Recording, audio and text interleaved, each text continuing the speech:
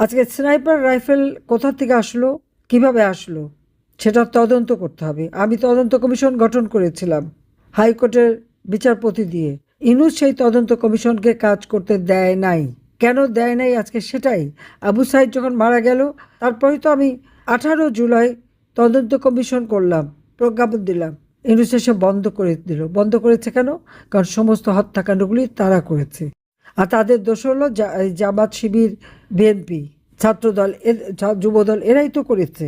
কাজে আমাদের স্পষ্ট কথা জাতির সামনে তুলে ধরতে হবে। এই স্নাইপার রাইফেল কীভাবে বাংলাদেশের সাথে কারা ব্যবহার করেছে সেগুলি তদন্ত করতে হবে। কারণ এই 14 জুলাই, 15 জুলাই থেকে যে সমস্ত হত্যাকাণ্ড এবং অগ্নিসন্ত্রাস করেছে, তাদের সবাইকে দায় মুক্তি দিয়ে দেওয়া হয়েছে। কারণ তারা অপরাধী। সব অপরাধীদের দায় মুক্তি।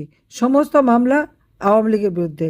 কাজে সমস্ত মিথ্যা মামলা প্রত্যাহার করতে হবে এবং এই সমস্ত মিথ্যা মামলা প্রত্যাহার করতে হবে।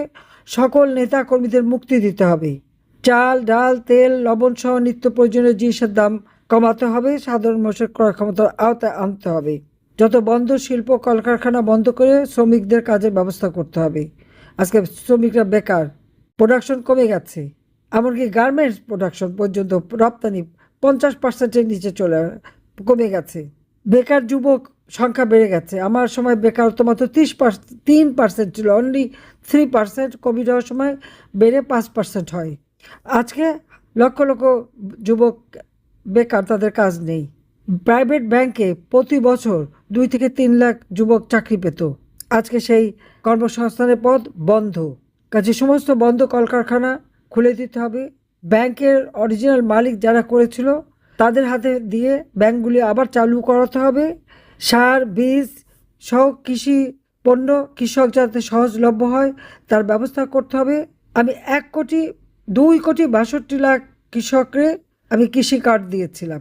সাধারণ যে কৃষক, তাদের উৎপাদিত পণ্যের মূল্য, ন্যায্য মূল্য যাতে পায় সেই ব্যবস্থা করতে হবে। এবং সাধারণ মানুষ আজকে নিরাপত্তা না ঘরে নিরাপদ, না বাইরে নিরাপদ।